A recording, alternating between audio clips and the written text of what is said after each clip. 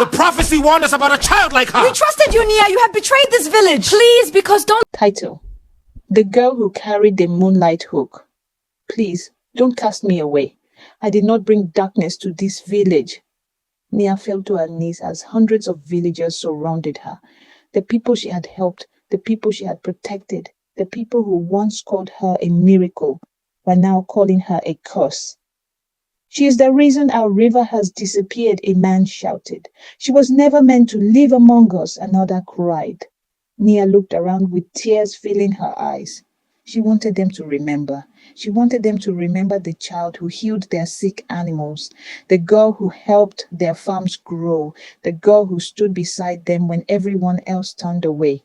But fear had already taken control, and before the night ended, the village would discover that the person they rejected was the only one who could save them.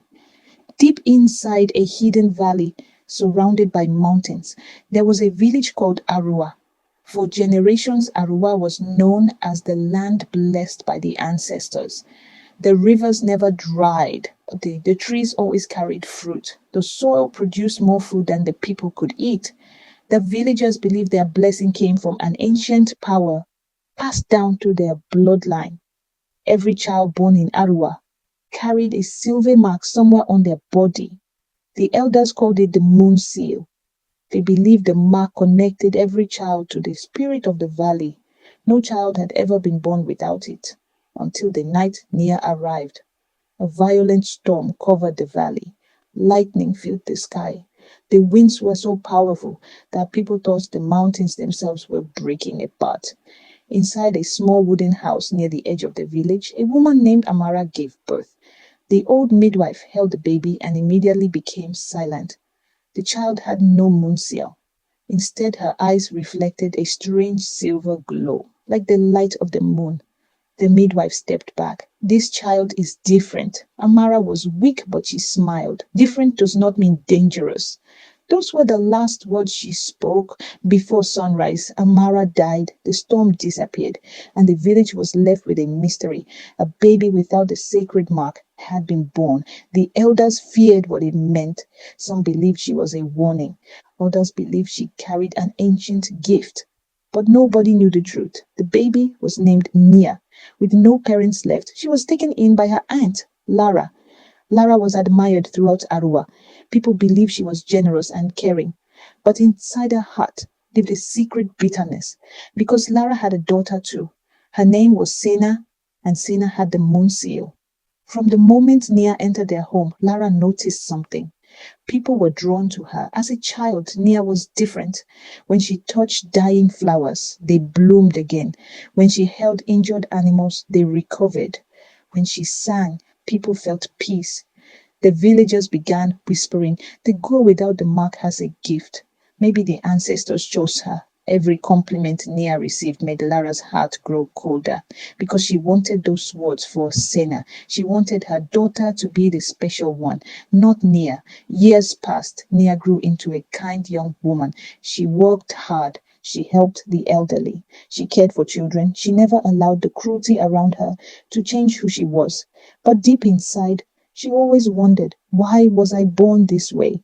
Then one evening, the entire village was called to the sacred tree. The oldest elder, Mother Sola, stood before everyone holding an ancient scroll.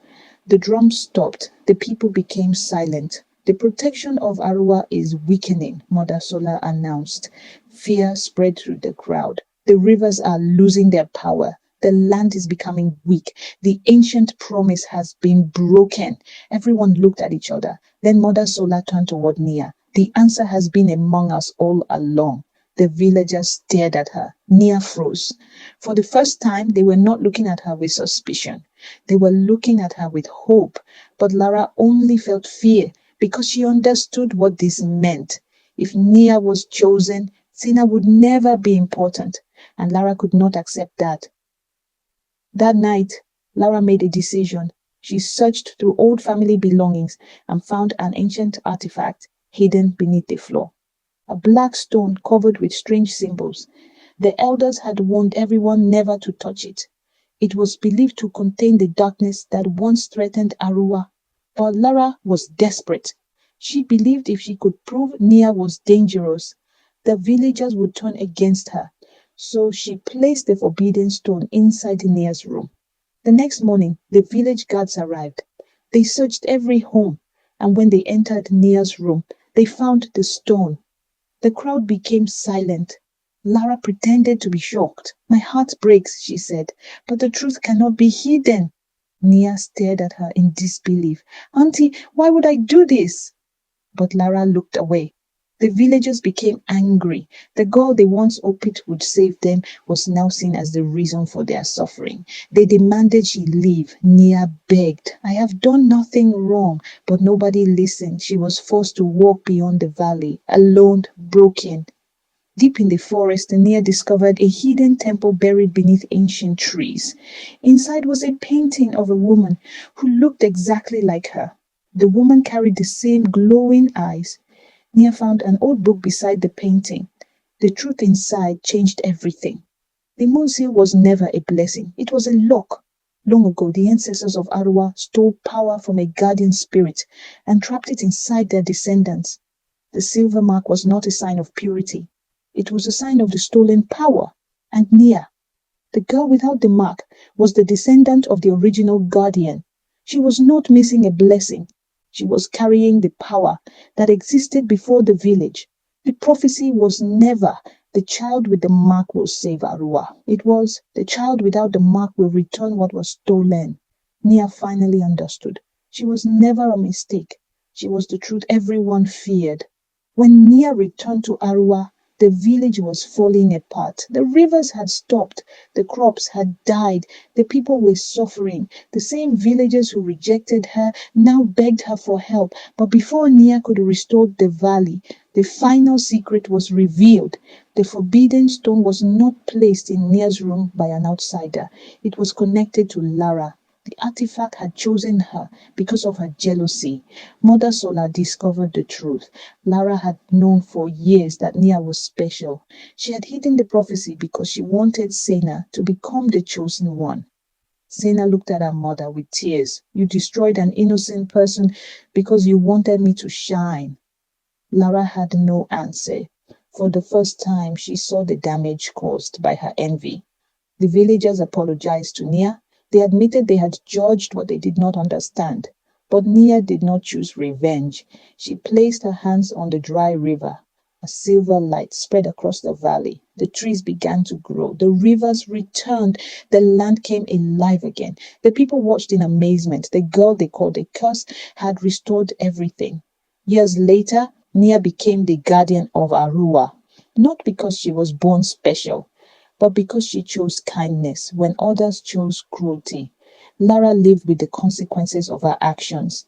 Sena dedicated her life to protecting the valley and repairing the harm caused by her family. And the people of Aruwa remembered the greatest lesson. A person's value is not decided by the mark they carry, but by the light they bring into the world. Nia stood beneath the moon one evening, looking over the valley she saved. The same village that once rejected her was now her home, and everyone finally understood the girl without the mark was never the one who needed the village. The village was the one that needed her.